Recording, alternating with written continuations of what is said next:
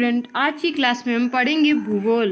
ठीक है, भूगोल में हम पढ़ेंगे राष्ट्रीय अर्थव्यवस्था की जीवन रेखाएं। ठीक है, इसमें ये पार्ट 1 आप पढ़ चुके हैं और पार्ट 2 का हम इसमें अध्ययन करेंगे। तो चलिए क्लास पे चलते हैं और भूगोल में पार्ट 2 का अध्ययन कर देंगे। ये चैप्टर 6 है और यहीं से हमारी जो ये हमारा लास्ट पार्ट है, मतलब यहीं से हमारी भूगोल जो हो जाएगी वो हो जाएगी फिनिश। हमने पिछली क्लास में बेसिक पढ़ा था, मतलब पूरी थ्योरी पढ़ी थी। अब इस क्लास में हम प्रश्न के माध्यम से कुछ प्रश्नों को करेंगे। तो चलिए चलते हैं अपने प्रश्नों पर पढ़ें। देखिए, हम इसमें पहला क्वेश्चन जो हमारा है वो है जनसंचार पर टिप्पणी लिखिए। हमें जनसंचार पर टिप्पणी लिखना है और बताना है किस तरह जनसंचार होता है, संचार जो होता है वो किस तरह से काम करता है, किन किन चीज़ों को शामिल करते हैं जनसंचार में और कौन कौन सी चीज़ें इससे हम सम्मिलित होती हैं। तो चलिए चलते हैं, पढ़ते हैं। देखिए, पहला नंबर दिया हुआ है कि जनसंचार में रेडियो, दूरदर्शन, समाचार पत्र, पत्रिकाएं, पुस्तकें, चलचित्र सम्मिलित हैं। तो कौन कौन से सम्मिलित हैं जनसंचार में? रेडियो, दूरदर्शन, समाचार पत्र, पत्रिकाएं, पुस्तकें और चलचित्र सम्मिलित है। दूसरी चीज अगर बात करें तो आकाशवाणी विभिन्न प्रकार के कार्यक्रम प्रस्तुत करता है। ठीक है, इसमें जो आकाशवाणी है चैनल, ठीक है, वो क्या करता है? विभिन्न प्रकार के कार्यक्रमों को प्रस्तुत करता है। तीसरा, दूरदर्शन जो हमारा है वो देश का राष्ट्रीय समाचार व संदेश माध्यम भी है। दूरदर्शन देश का राष्ट्रीय समाचार व संदेश माध्यम है। ये विश्व के बड़े संचार तंत्रों में से एक है। यह भिन्न भिन्न प्रकार के मनोरंजक, ज्ञानवर्धक व खेल संबंधी कार्यक्रम भी प्रस्तुत करता है। ठीक है, दूरदर्शन कैसा है? तो दूरदर्शन क्या करता है, जो हमारे भारत का हमारा राष्ट्रीय समाचार माना जाता है, संदेश माध्यम माना जाता है, और ये जो है ये मनोरंजक भी है, ज्ञानवर्धक भी है और खेल संबंधी कार्यक्रमों को भी प्रस्तुत करता है। अगर यहीं पे हम अगले पार्ट को पढ़ते हैं तो देख लीजिए, भारत में अनेक समाचार वैसे तो पत्र हैं, ठीक है, सामयिक पत्रिकाएं भी हैं, लगभग 100 भाषाओं में छापे जाते हैं। सबसे अधिक समाचार पत्र हिंदी व इसके बाद अंग्रेजी व उर्दू में छपते हैं। भारत विश्व में सर्वाधिक चलचित्रों का उत्पादक है। अगर भारत की बात करें तो ये विश्व में सर्वाधिक चलचित्रों का उत्पादक है। अन्य कई प्रकार की फिल्में भी बनाई जाती हैं। फिल्मों को प्रमाणित करने का केंद्रीय फिल्म प्रमाणन बोर्ड करता है। ठीक है, जो फिल्मों को प्रमाणित करता है वो कौन करता है? केंद्रीय फिल्म प्रमाणन बोर्ड करता है। तो ये है हमारे संचार के माध्यम। देखिए, दूसरा क्वेश्चन पढ़ते हैं। दूसरा क्वेश्चन क्या लिखा हुआ है? भारत में सड़क परिवहन किन समस्याओं से ग्रसित है? हमें बात करनी है कि भारत में जो सड़क परिवहन है ये किन किन समस्याओं से ग्रसित है।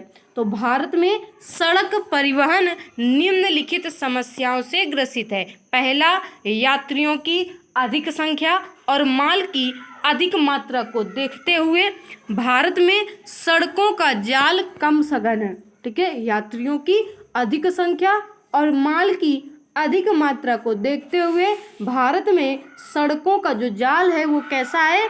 कम सघन है। भारत में लगभग 50% सड़कें कच्ची हैं। भारत में जो लगभग 50% जो सड़कें हैं वो कैसी हैं? कच्ची हैं, जो वर्षा ऋतु में अनुपयोगी भी होती हैं। मतलब वर्षा ऋतु में जो कच्ची सड़कें हैं उनमें जब साइकिल या कोई गाड़ी चलती है तो उसमें धंस जाती है।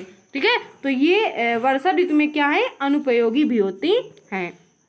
तीसरी बात करें तो भारत में राष्ट्रीय महामार्ग अपर्याप्त है। भारत में राष्ट्रीय महामार्ग अपर्याप्त है। ये मुख्यतः नगरों में ही संकेंद्रित है। मार्गों पर पुल और पुलिया सक्रिय है। मार्गों में पुल और जो पुलिया बनाई जाती है वो कैसे बनाई गई है? सक्रिय बनाई गई है। ये भी एक समस्या है। अगली अगर समस्या की बात करें तो राष्ट्रीय महामार्गों पर आवश्यक सुविधाओं का अभाव है। राष्ट्रीय महामार्गों पर आवश्यक सुविधाओं का भी अभाव है। अगर अगले नंबर की बात करें समस्या की, अगली समस्या की बात करें तो इन महामार्गों पर टेलीफोन केंद्र, आपार स्वास्थ्य सेवाओं तथा पुलिस संरक्षण व्यवस्था भी यहाँ पे कमजोर है। आवश्यक सुविधाओं का भी यहाँ पे क्या है, अभाव है। तो ये सड़क परिवहन की समस्याएं हैं। ठीक है, ये पांचों कैसी है, सड़क परिवहन की समस्या। आगे बात करते हैं अगले क्वेश्चन पे। देखिए अगला क्वेश्चन हमारा है, तो अगले क्वेश्चन की बात करें कि जन संचार के साधनों से होने वाली किन्हीं 3 लाभों की चर्चा कीजिए। जन संचार के साधनों से कौन कौन से लाभ होते हैं उनके बारे में चर्चा करनी है। तो देखिए पहले क्या होता है, स्वस्थ मनोरंजन करता है। जो जन संचार है वो क्या करता है, स्वस्थ मनोरंजन करता है। दूसरा लाभ क्या है कि राष्ट्रीय कार्यक्रम और नीतियों के बारे में जागरूक करता है। तीसरा लाभ इससे है कि ये जो है ये ज्ञान वर्धक का कार्य करता है। चौथी चीज कि खेल संबंधी कार्यक्रमों को भी ये प्रसारित करता है। चौथी कि दूरदर्शन राष्ट्रीय समाचार और संदेश का माध्यम है। ठीक है, तो इस प्रकार से जो जन संचार के 3 लाभ के बारे में हमें चर्चा करनी थी, यहाँ पे हमने 5 लाभ के बारे में चर्चा की है। ठीक है, चलिए अगले क्वेश्चन को देखते हैं। अगला क्वेश्चन है हमारा, स्वर्णिम चतुर्भुज महाराजमार्ग की 3 विशेषताएं लिखिए। स्वर्णिम चतुर्भुज महाराजमार्ग के बारे में हमने पढ़ा था, इसकी 3 विशेषताएं बतानी है। ठीक है, तो पहली विशेषता कि यह जो था ये 6 लेन वाला महामार्ग था। दूसरी चीज ये भारत की मेगा सिटीज दिल्ली, मुंबई, चेन्नई और कोलकाता को जोड़ता है। तीसरी चीज यह मेगा सिटीज के बीच की दूरी और समय को कम करता है। चौथी चीज कि यह राष्ट्रीय राजमार्ग प्राधिकरण NHAI के अधिकार क्षेत्र में है। NHAI का मतलब क्या हुआ, राष्ट्रीय राजमार्ग प्राधिकरण का फुल फॉर्म। ठीक है, चलिए आगे हम बात करते हैं अगले क्वेश्चन की। अगला क्वेश्चन है, 3 रेलवे क्षेत्रों व उनके मुख्यालयों के नाम लिखिए।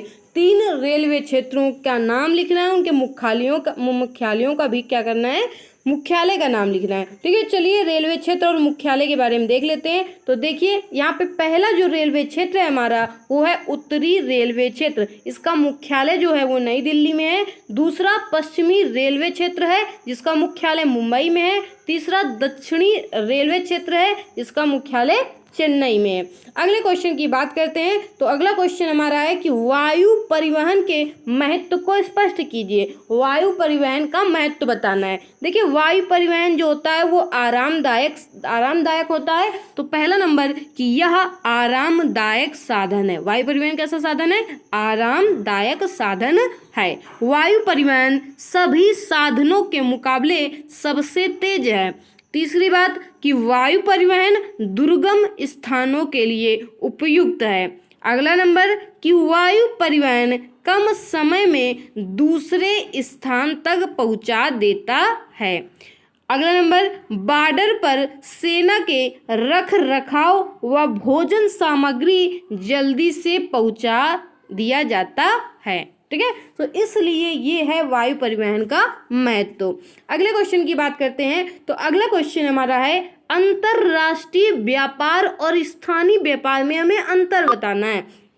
अंतरराष्ट्रीय व्यापार और स्थानीय व्यापार में अंतर बताना है। तो सबसे पहले अंतरराष्ट्रीय व्यापार के बारे में देखते हैं। देखिए जो अंतरराष्ट्रीय व्यापार होता है इसके बारे में हमने पढ़ा भी था। अंतरराष्ट्रीय व्यापार 2 देशों के बीच में होता है, लेकिन जो स्थानीय व्यापार होता है, व्यापार के बारे में जब हमने पढ़ा था तो ये गाँव, कस्बों या शहरों के बीच में होता है। जो अंतरराष्ट्रीय का दूसरा नंबर है, अंतरराष्ट्रीय जो व्यापार होता है वो बड़े पैमाने पर होता है। ठीक है, यहाँ पे एक ही मात्रा लगा लीजिएगा, ये छोटे पैमाने पर होता है। तीसरी चीज जो अंतरराष्ट्रीय व्यापार होता है वो विदेशी मुद्रा का आदान प्रदान होता है इसमें, और इसमें देश की पूंजी उसी देश में रहती है। अगला नंबर कि अंतरराष्ट्रीय व्यापार पूरे लोक हित में आवश्यकताओं की पूर्ति करता है, और स्थानीय व्यापार क्षेत्र विशेष के लोगों की आवश्यकताओं की पूर्ति करता है। तो ये था दोनों में अंतर, इसमें अंतरराष्ट्रीय व्यापार और स्थानीय व्यापार में। चलिए अगले क्वेश्चन पढ़ते हैं अति लघु उत्तरी। देखिए अगला क्वेश्चन हमारा है जो है प्रश्न नंबर 1, भारत के 4 अंतरराष्ट्रीय वायु पत्तनों के नाम बताइए। तो पहला जो पत्तन है वो मुंबई में है, दूसरा चेन्नई में है, तीसरा कोलकाता में है, चौथा क्या है, दिल्ली में है। अगली बात करें तो भारत के 2 अंतःस्थलीय जलमार्गों के नाम लिखिए। पहला है अंतःस्थलीय जलमार्ग गोदावरी में है, दूसरा है सुंदरवन बंकिमगम नहर में। ठीक है, अगले क्वेश्चन की बात करें तो भारत के पूर्वी तट पर स्थित प्रमुख पत्तनों के नाम बताइए। तो देखिए पूर्वी तट पर जो स्थित प्रमुख पत्तन है वो है कहाँ, कौन कौन से, तो कोलकाता पहला, दूसरा पारादीप, ये पूर्वी तट पर स्थित है, विशाखापट्टनम और चेन्नई, ये चारों हमारे जो पत्तन है ये पूर्वी तट पर स्थित हैं। अगले क्वेश्चन की बात करें, भारत के पश्चिमी तट पर स्थित पत्तनों के नाम बताइए। तो चलिए इसको देख लेते हैं। पश्चिमी तट पर स्थित जो हमारे हैं पत्तन वो है, पहला है कांडला, ये पश्चिमी तट पर स्थित है, मुंबई, मुरमुगांव और मंगलौर और कोच्चि, ये सारे जो पत्तन हैं ये पश्चिमी तट पर स्थित हैं। अगले क्वेश्चन की बात करें तो इसमें पूछा गया है कि भारत में पहली रेलगाड़ी कब और कहां पर प्रारंभ की गई थी। तो ये 1853 ईस्वी में मुंबई से ठाणे के बीच सबसे पहले चलाई गई थी। चलिए अगले क्वेश्चन की बात करते हैं, भारत में औसत राष्ट्रीय सड़क घनत्व कितना है। तो 31 मार्च 2011 के अनुसार बात करें तो औसत राष्ट्रीय घनत्व जो है भारत का वो है 142.68 किलोमीटर प्रति 100 वर्ग किलोमीटर। ठीक है, अगले क्वेश्चन की बात करें, स्वर्णिम चतुर्भुज महाराजमार्ग क्या है। तो यह भारत सरकार की दिल्ली, कोलकाता, चेन्नई, मुंबई और दिल्ली को जोड़ने वाली 6 लेन की महाराजमार्गों की सड़क परियोजना है, जिसे बोलते हैं स्वर्णिम चतुर्भुज महाराजमार्ग। देखिए अगला क्वेश्चन क्या है, तो अगले क्वेश्चन की बात करते हैं। पहला क्वेश्चन है कि पूर्व पश्चिम गलियारा किन 2 क्षेत्रों को जोड़ता है। तो पूर्व पश्चिम गलियारा जो जोड़ता है वो सिलचर जो असम में है और पोरबंदर जो गुजरात में है, इनको जोड़ता है। दूसरा क्वेश्चन पढ़ें तो उत्तरी रेलवे का मुख्यालय कहाँ स्थित है। उत्तरी रेलवे का मुख्यालय दिल्ली में स्थित है। अगले क्वेश्चन की बात करें तो भारत में पहली रेलगाड़ी कब और कहाँ चलाई गई थी, अभी हम पढ़ चुके हैं इसको। 16 अप्रैल 1853 ईस्वी में मुंबई से ठाणे के बीच में चलाई गई थी, ये 34 किलोमीटर की दूरी पर। अगला क्वेश्चन है, देश का पुराना कृत्रिम पत्तन कौन सा है। तो देश का जो सबसे पुराना कृत्रिम पत्तन है वो है चेन्नई। अगले क्वेश्चन की बात करें, सड़क घनत्व से आप क्या समझते हैं। तो प्रति 100 वर्ग किलोमीटर क्षेत्र में सड़कों की लंबाई को ही सड़क घनत्व कहते हैं। ठीक है, प्रति 100 वर्ग किलोमीटर की क्षेत्र में सड़कों की लंबाई को सड़क घनत्व कहते हैं। अगला क्वेश्चन, राष्ट्रीय जल मार्ग संख्या 1 किन स्थानों के बीच नौगम्य में है। तो ये स्थित है इलाहाबाद और हल्दिया के बीच, जिसकी जो लंबाई है वो है 1620 किलोमीटर। अगला क्वेश्चन हमारा है, उत्तर से दक्षिण गलियारा जो है किन 2 क्षेत्रों को जोड़ता है। तो श्रीनगर को कन्याकुमारी से जोड़ता है उत्तर दक्षिण गलियारा। ठीक है, अगले क्वेश्चन की बात करें तो पाइपलाइन परिवहन से आप क्या अभिप्राय है आपका। तो परिवहन का नया साधन है पाइपलाइन। ठीक है, पानी को घरों और खेतों में पहुंचाने को गैस शोधनशालाओं तक तथा ताप विद्युत घरों तक पहुंचाया जा सकता है। मतलब पानी को घरों तक और खेतों में पहुंचाया जाता है और गैस शोधनशालाओं तक, ताप विद्युत घरों तक पहुंचाया जा सकता है। तो इसे ही क्या बोलते हैं, पाइपलाइन परिवहन। आगे क्वेश्चन की बात करें, भारत की तट रेखा की लंबाई कितनी है। तो भारत की तट रेखा की जो लंबाई है वो है 7516.6 किलोमीटर। अगले क्वेश्चन की बात करें, क्वेश्चन नंबर 10 है हमारा, कौन सा समुद्री पत्तन लौह अयस्क के लिए नियति के संदर्भ में संबंधित है। तो देख लीजिए लौह अयस्क से संबंधित है मारमगाओ। ठीक है, पत्तन। अगले क्वेश्चन की बात करें, स्वतंत्रता प्राप्ति के बाद पहला विकसित पत्तन कौन सा था। तो स्वतंत्रता प्राप्ति के बाद जो पहला विकसित पत्तन था वो था कांडला पत्तन। अगले क्वेश्चन की बात करें, भारत के 2 अंतःस्थलीय जलमार्गों के नाम बताइए। तो पहला अंतःस्थलीय जो जलमार्ग था, पहला जो भारत का पहला अंतःस्थलीय जो जलमार्ग था वो था गंगा नदी, इलाहाबाद और हल्दिया के बीच। दूसरा था ब्रह्मपुत्र नदी, सादिया व धुबरी के बीच। ये जो थे ये 2 अंतःस्थलीय जलमार्ग थे। अगले क्वेश्चन की बात कर लेते हैं, बहुविकल्पी प्रश्न है। देखिए पहला क्वेश्चन है, निम्न में से कौन से 2 दूरस्थ स्थित स्थान पूर्वी पश्चिमी गलियारे से जुड़े हैं।